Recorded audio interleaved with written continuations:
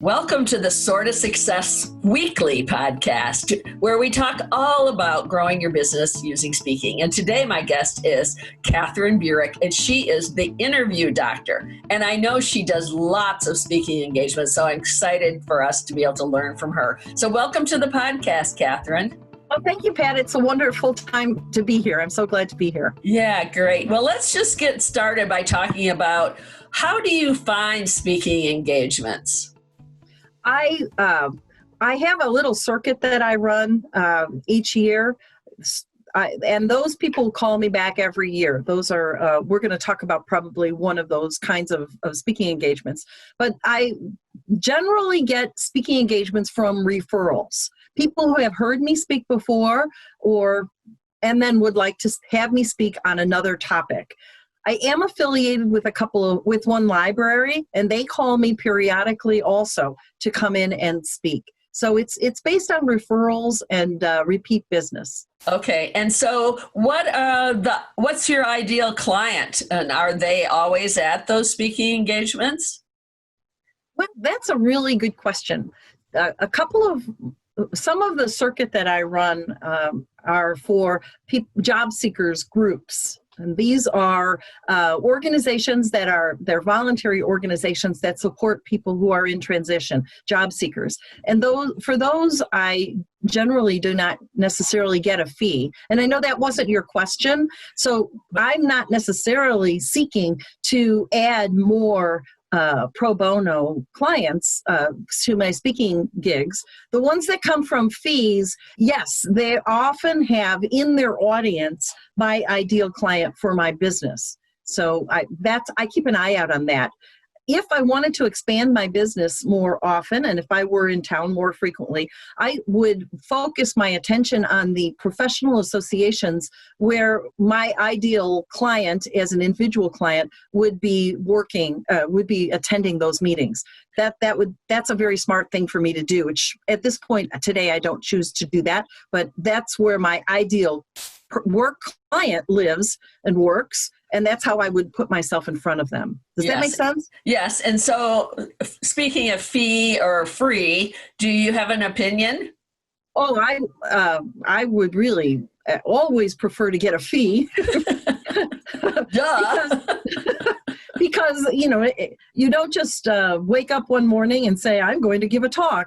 There's always some preparation involved, sometimes some significant preparation, especially in this day and age of the COVID-19, where our speaking engagements are on video. And so that usually requires some sort of a PowerPoint, and that requires a little bit of more extra work, some sort of way to keep the visual learner engaged so they're not just staring at me the whole time. I prefer to be paid, and there are associations that I speak to, as I mentioned, and groups if I were going to do a keynote speech, or if I was going to do a workshop, which I still count as a speaking engagement.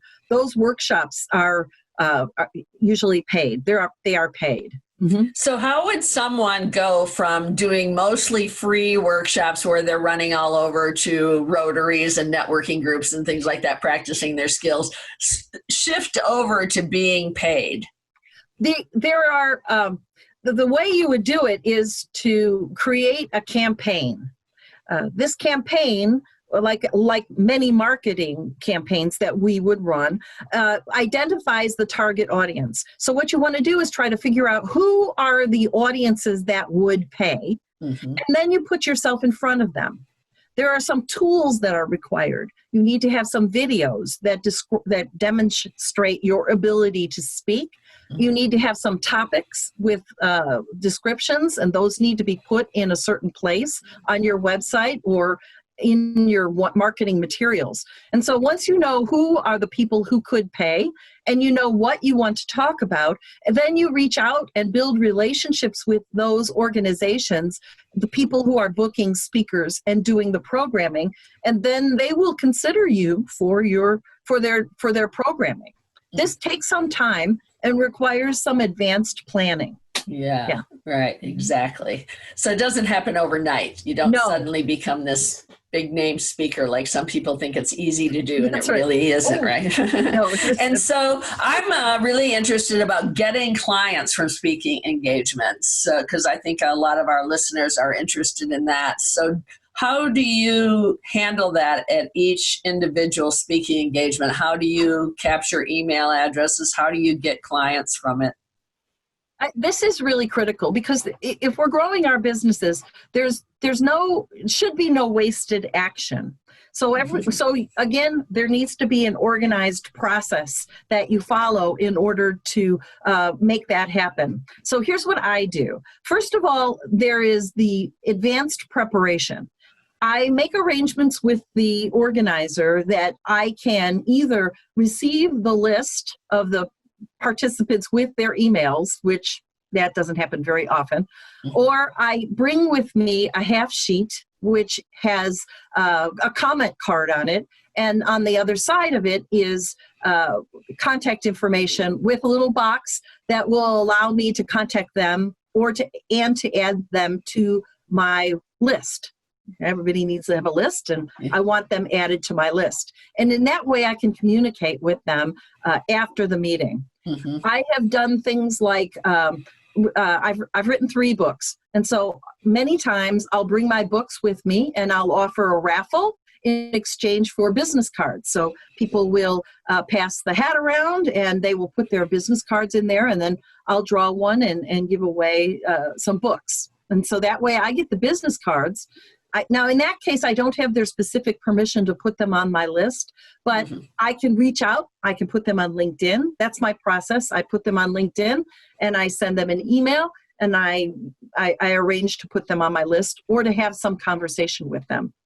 Sometimes on that half sheet, I will put an offer. If you would like to buy my book or an ebook, I will throw in 30 minutes of coaching free. And we'll do some virtual coffee, or sometimes even in-person coffee, depending.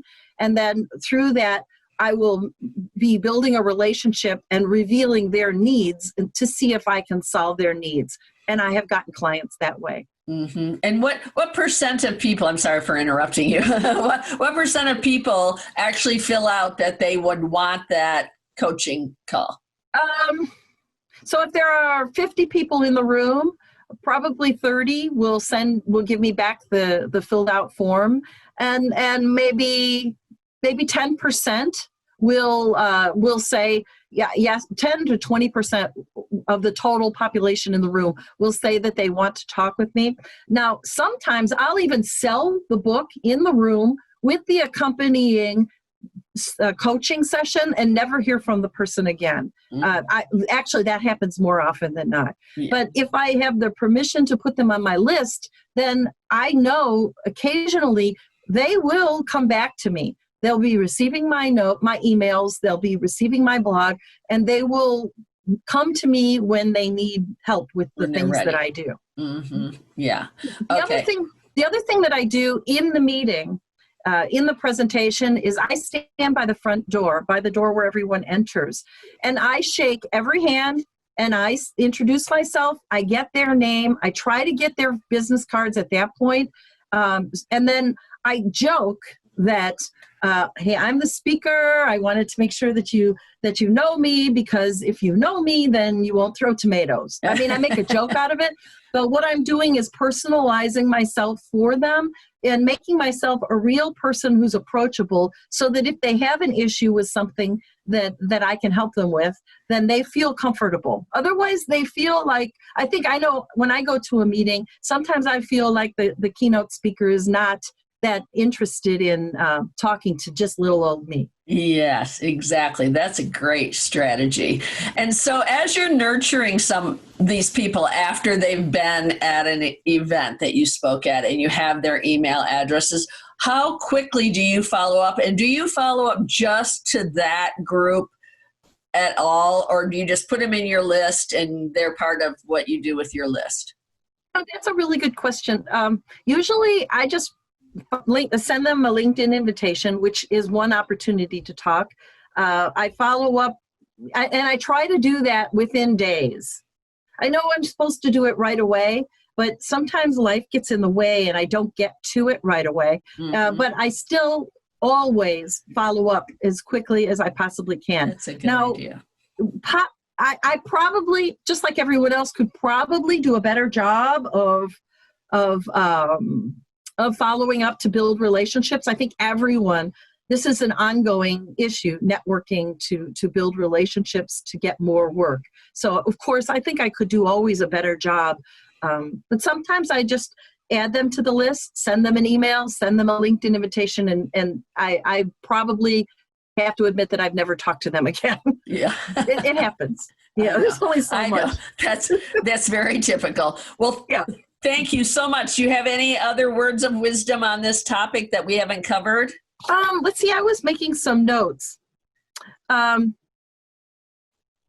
think that it's really important to understand what the audience needs and give that to them. Even if I come into a speaking engagement, the organizer might have an idea of what they want delivered, but I will usually open up a meeting by at some point early in the presentation, asking them questions about what they need. We're finding some way to get at that so that I can customize on the spot whatever I'm doing so that both the organizer, the programming person, and the audience, both of those groups will get what they need. That's important for repeat business. I don't think everybody could do that on the spot. Well, you got to, I really talk on one or two major topics that are related to my business. Yeah. There are 3 or 4 different kinds of presentations I make, but if you were going to have a speech pad, a speaking engagement, you would be able to adjust on the spot because you know your material so well. Right. You're not reading off of PowerPoints. You're not talking off of note cards. You know the point you want to make. You know the process you want to get to it. And then if you have to adjust, it's like a little bit of a dance. Yeah.